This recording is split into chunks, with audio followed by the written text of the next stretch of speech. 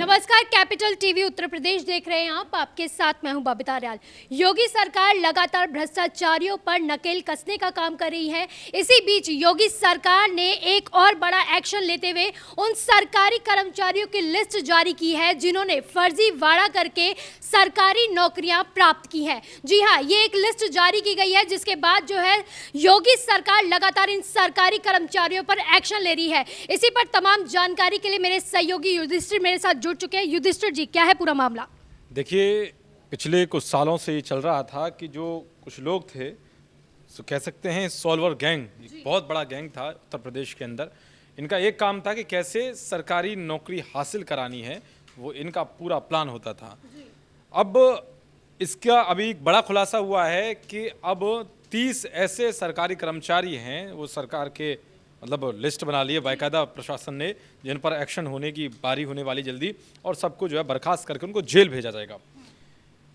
अब इसकी शुरुआत कैसे हुई, ये पकड़े कैसे गए, ये हमें जानने की सबसे बड़ी ज़रूरत है।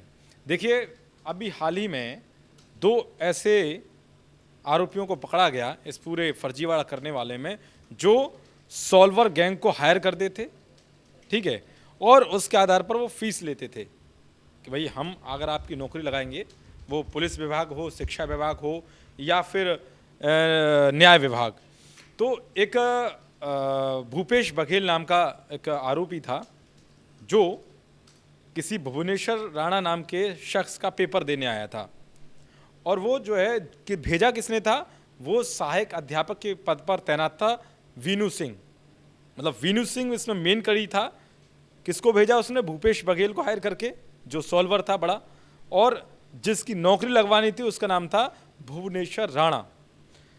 अब जब पता चला इस पूरे गैंग के बारे में और पकड़ा इसको, भुवनेश्वर राणा को जेल भेज दिया, क्योंकि उसने अपराध किया है कि वो फर्जीवाड़ा करवा के कैसे भी नौकरी हासिल करना चाहता था। उसके बाद क्या हुआ कि भुवनेश्वर राणा को जेल भेज दिया गया और भूपेश बघेल को जेल भेज दिया गया।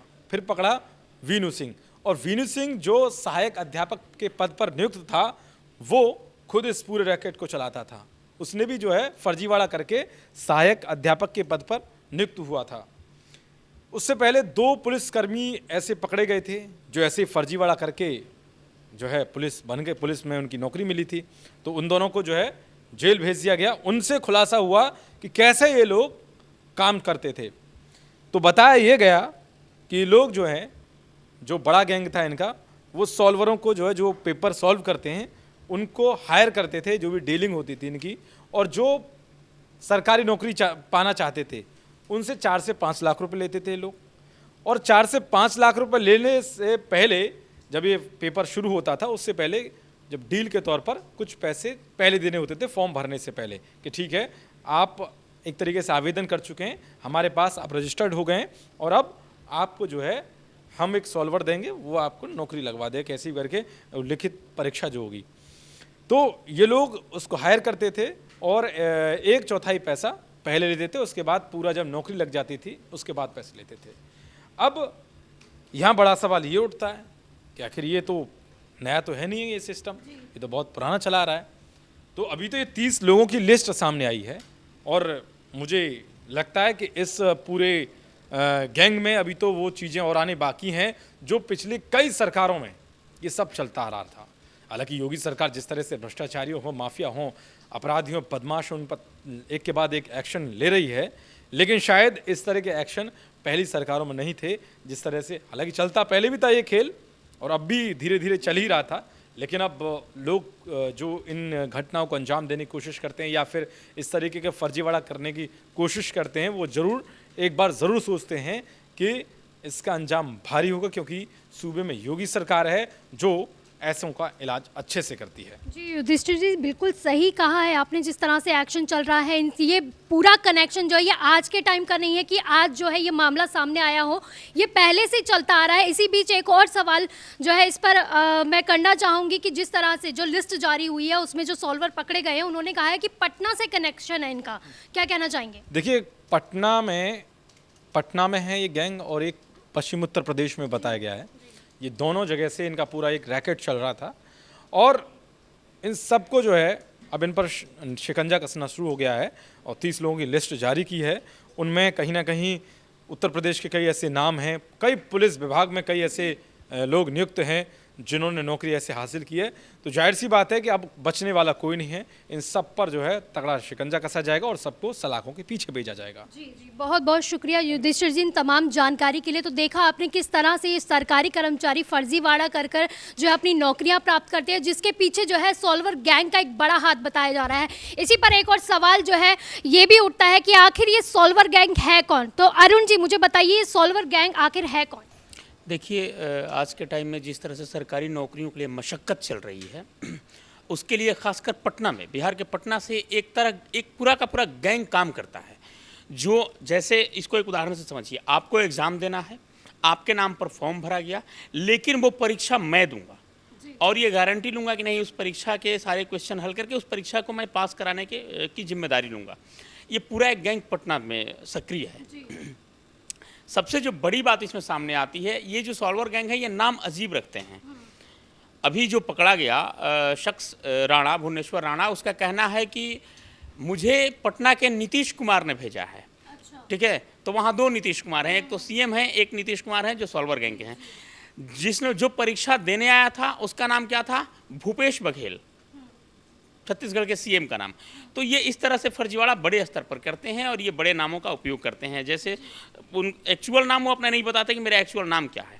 ठीक है, और सच्चाई ये होती है कि ये पढ़ने लिखने में बहुत तेज तर्रार लड़के होते हैं जो सॉल्वर गैंग के रूप में काम करते हैं। हर परीक्षा को निकालना इतना आसान नहीं होता। एक एक मैंने परीक्षा की बारीकियों को ये समझते हैं, कैसे इस परीक्षा को क्रैक करना है, कैसे इसे क्रॉस करना है, कैसे इसे हमें पास करना है।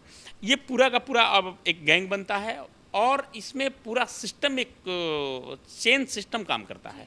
जैसे आपको फॉर्म, आपने डील की किसी सॉल्वर गैंग के सरगना के साथ, तो 5 लाख, 10 लाख, 15 लाख, जिस तरह की परीक्षा हुई, जिस तरह की नौकरी हुई, उस स्तर के पैसे लिए जाते हैं। फिर जब आपका फॉर्म भरा जाएगा तो नाम, एड्रेस, घर सब कुछ आपका रहेगा, लेकिन वहाँ फोटो, तस्वीर उस शख्स की लगेगी जो आपकी जगह परीक्षा में बैठेगा। अब वो बैठेगा और वो आपका एग्ज़ाम दे रहा है, तो चूंकि एडमिट कार्ड पर फोटोग्राफ्स उसके हैं, नाम वो बता रहा है कि जी मेरा नाम बबीता, ठीक है, तो वो बबीता है, वो सुनीता नाम दे रहा है, एग्ज़ाम दे रहा है बबीता के नाम पर। तस्वीर चूंकि उसकी लगी हुई है, आप पकड़ नहीं पाते या कोई भी नहीं पकड़ पाता। फिर बाद में स्कैन करके और कैसे कैसे वो आधार कार्ड वगैरह सब कुछ बनवा लेते हैं सब। ये बोलता हूँ कि एक लंबा चौड़ा चेन है। लेकिन ये खुशी है कि पहली बार किसी सरकार ने इस बड़े चेन पर हथौड़ा मारने की कोशिश की है, वो है योगी सरकार। इससे पहले भी इस तरह के मामले कई बार सामने आए हैं। दरअसल ये टेट परीक्षा में उत्तर प्रदेश में ये मामला सामने आया, कर्मचारी चयन आयोग में भी इस तरह के कुछ मामले सामने आए हैं, पहले भी इस तरह के कई मामले सामने आए हैं। लेकिन ऐसे मामलों में हुआ क्या है कि जो आरोपी है पकड़ा गया, उस पर एफआईआर होती है, उस पर कार्रवाई होती है, जिस परीक्षार्थी के बदले वो परीक्षा दे रहा है उस पर कार्रवाई होती है, बस यहाँ तक मामला ख़त्म कर दिया जाता था। लेकिन योगी सरकार ने पूरे इसके तह तक जाने की कोशिश की है कि नहीं, ये चेन कहाँ से शुरू हुआ, इसका जड़ कहाँ है, उस पर हथौड़ा मारा जाए, ताकि जो योग्य बच्चे हैं, जो योग्य छात्र हैं, जो योग्य परीक्षार्थी हैं, वो इन चीज़ों से वंचित न रह जाएं। एक शख्स आपके बदले, उनके बदले, उनके बदले, 4 लोगों के बदले एक ही शख्स परीक्षा दे रहा है, वो परीक्षा को क्रैक कर रहा है, एग्ज़ाम पास कर रहा है, नौकरी आपको मिल जा रही है, फिर वो 4 लाख, 5 लाख, 10 लाख रुपए आपसे ऐंठता है, अपना काम करता है। ठीक है, आपको नौकरी मिल गई, आपको तो खुशी है, लेकिन ज़रा उसके बारे में सोचिए जो एक लड़का योग्य था और उस जगह पर नहीं आ पाया। ठीक है, जो दिन रात परिश्रम कर रहा है, मेहनत कर रहा है, लेकिन उस जगह पर उसका चयन नहीं हुआ, किसी फर्जी इंसान का चयन हुआ जो उस पद के योग्य नहीं है। तो योगी सरकार की तारीफ करनी होगी इस मामले में कि पहली बार इस पूरे चेन को तोड़ने के लिए उन्होंने कोशिश की है और इसके लिए विधिवत कमेटी बना करके, एक एसआईटी गठित करके उन्होंने बिहार तक भेज दिया है कि नहीं, इस पूरे मामले का पता लगाया जाए, ये कौन लोग हैं, कहाँ से आए थे, कैसे कैसे इनकी पूरी चेन जुड़ी हुई थी।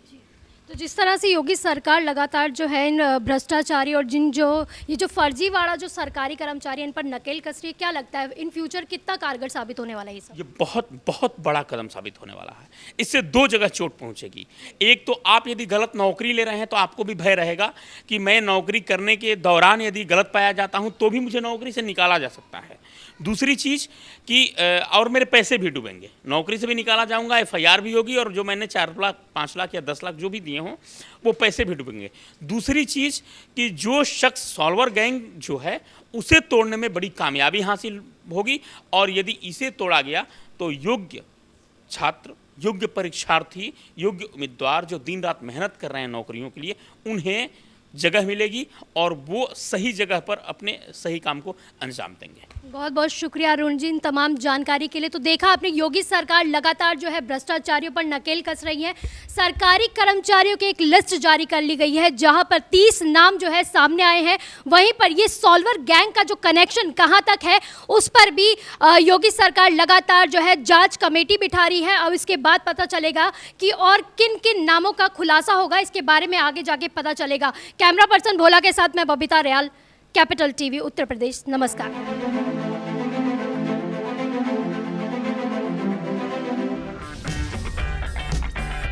अगर आपको हमारा वीडियो पसंद आया हो तो इसे लाइक करें, हमारे चैनल को सब्सक्राइब करें और हाँ, बेल आइकन दबाना ना भूलें ताकि आप तक हमारे वीडियो की नोटिफिकेशन पहुंचती रहे। आप अपना सुझाव हमें कमेंट बॉक्स में दे सकते हैं। हमारे साथ जुड़ने के लिए शुक्रिया।